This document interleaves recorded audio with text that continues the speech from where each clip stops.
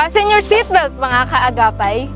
Nandito tayo ngayon sa kahabaan ng TM Calao upang mapakinggan ang bawat kwento ng ating mga kababayang OFW and seafarers tungkol sa kanilang dream rides and ultimate goals.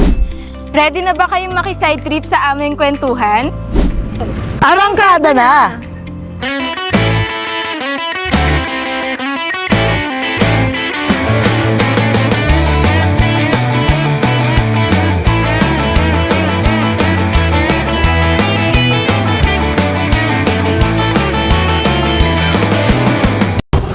Sir, ano pong pangalan po nila?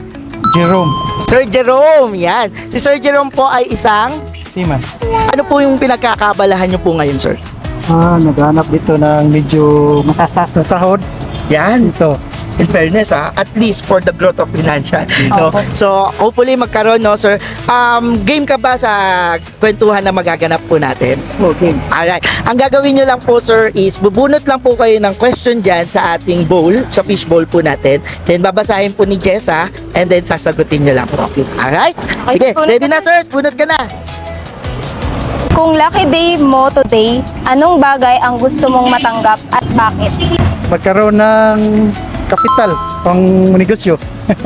Negosyo! Anong klaseng negosyo kaya ito, sir? Farm. Farm.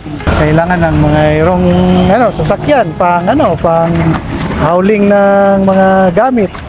Nice. No? Yung pang-transport ng mga nagagamiting negosyo. Po. Anong mas pipiliin mo? Sasakyan na full price pero brand new? Or mababang hulugan pero second hand? Yung mababang hulugan. Tapos second hand. Second hand. Alright. So, ma'am, balak nyo na po bang bumili ng sasakyan para sa pamilya? Balak, pag nakaalis na. Yun ang importante kapag nakaalis na si ma'am. Sir, ito po yung question mo.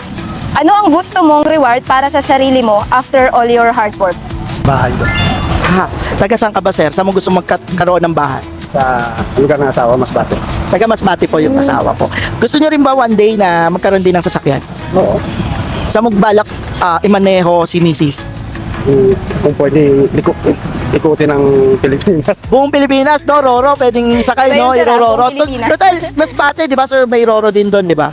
So, matagal ka na pa nandito sa Maynila, sir, para makipagsapalaran? Kakapalit ko lang ngayon. Kakauwi lang. So, good luck, sir. So, thank you for your time, sir. Dahil dyan, bibigyan ka namin ng regalo. Yun lang, sir. Thank you po. Thank you. Ano ang dream car mo at bakit?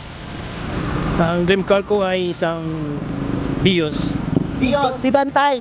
Oh. Sir, since nabanggit mo na rin yung dream car mo, sino yung mga gusto mong isakay sa dream car mo? Siyempre, una yung pamilya. At yung transportasyon mo sa araw-araw na gawain. Nabanggit mo na rin lang, sir, no, yung transportasyon. Sa tingin mo, sa panahon ba ngayon, practical ba ngayon na magkaroon ng sasakyan? Depende naman kasi yung sasakyan na isang pangarap yun eh. Kaya practical man o normal lang, basta pangarap kaya magagawa mo yan.